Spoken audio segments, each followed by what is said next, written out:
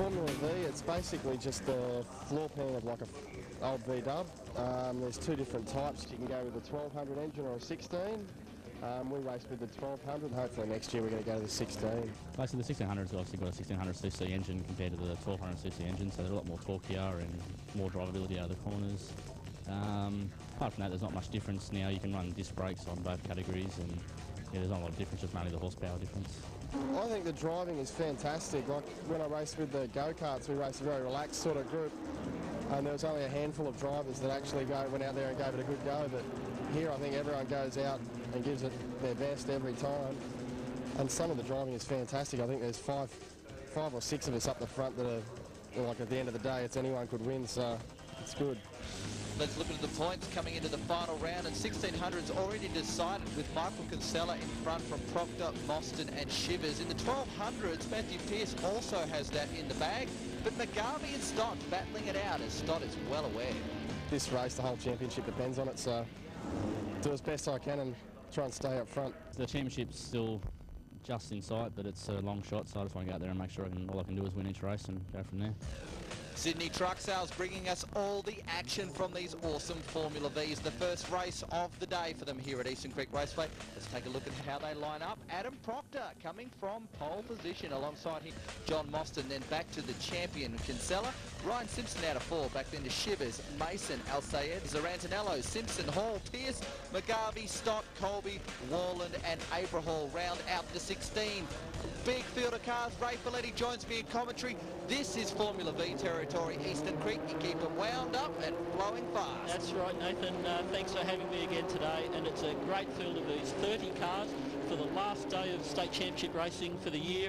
It's amazing to think we've still got 30 cars after a year of racing, and it's a great day at a great racetrack. John Mostyn moving to Formula 4 next year, wants to go out, well, with a bang, but I mean that not in a literal sense. He really wants to do very well here at the final round of the championship, the 6th round, and this round obviously brought to us by Sydney Truck Sales. Mostyn now all over the tail of Proctor as we go on board the IJC plumbing entry of Ian Shivers.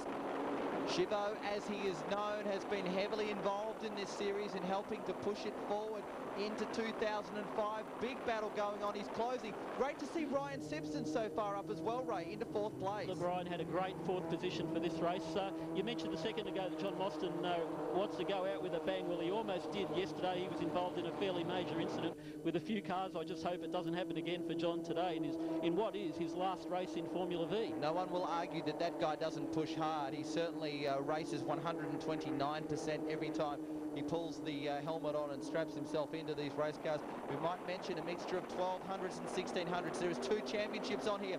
Mostyn with Proctor now trying to get around him, and Shivers trying to get around Simpson. You can still see the P plate still on the tail. Proctor leads it. Mostyn very, very close behind him, and it's great to see Proctor out front. He has played bridesmaids so many times this year to Kinsella, who managed to just putt around in 3rd place yesterday, and that was good enough, Ray, to get the title. Look, for the last few rounds, Adam has had a mixture of bad luck and a bit of bad health as well, as we saw at Wakefield with his pretty bad influenza. But yesterday it was an absolute great performance, a miracle win. Look at Chivo finally getting a good run. 3 wide. 3 wide. This is over 180 kilometres an hour. Look at that. That is awesome stuff. Massive move from Kinsella. He just slid up the inside. This is what Formula V racing is all about. The slipstream, the toe. They went 3 wide into turn 1. Kinsella, as he has done for a lot of this championship, as a matter of fact, coming out on top at this stage at least. That was breath-holding stuff, mate. I've only just got my breath back. It's a good example of slipstreaming. Look, it's probably worth 10, 15 kilometres an hour extra if you're behind another car, and you really have to hang on through turn 1. Shivo has been consistently inside the top 5 in the championship throughout the year, still sitting back there in 5th at the moment, but how good is this guy? The Lansvale Smash Repairs number 35 of Michael Kinsella. Simpson drops a wheel in the dirt, gives Ian Shivers in the IJC plumbing entry a nice hosing of dust. And Mostyn now under pressure from Proctor. Proctor with a better run out of the corner, has a look, can't go on with it. Yeah, well, he'll just have to bide his time and hang on behind John in this slipstream round turn 8 here and slam the car down to third gear and just go for it round this hairpin in turn 9. Darren Mason with a small look up the inside of Ian Shivers, but how good is the car control for Michael Kinsella? He brought that car around Corporate Hill in this beautiful slide. It didn't look out of control. It looked like it's exactly what he wanted to do with the car. Mostert now, who's complaining of a little bit of a lack of straight line speed, down a little bit of horsepower in that car, but a beautifully presented car. Green normally considered in motorsport circles as an unlucky colour, certainly not the case for Mostert. Well, John doesn't have a lot of respect for traditions in motorsport in various levels, and I think he's driving to become world champion. He's certainly wanting to do that, and good luck to him. And I hope he does well in Formula Ford, which is where he's heading for next year. Proctor with the slipstream and the move down the inside. So Mostert sits back into third place at the moment. They close the gap a little bit to Kinsella, who makes a small mistake, one of the first I've seen him do. A little bit of a lock-up, a little bit of a slide in. Shivers now starting to fall off the tail of Ryan Simpson a little bit. And now Mostert all over the tail once again of that immaculately presented Haviland number 18 car of Adam Proctor. That's right, sponsored by Haviland and Caltex.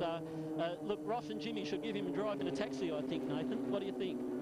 Well, if we have to think of names in supercars that have done well in Formula V, Jason Bargwanna is one that comes to mind. Bargs, of course, a very successful supercar competitor and did it first in Formula V. But Jason Bargwanna is a classic case of absolutely having nothing in his pocket when he started in Formula V in a really old car. I can still remember seeing him in my rearview mirrors in his original old Nimbus Formula V. And look where he's got to. He is one of the most courageous racing car drivers I've ever met in my whole life. They've closed the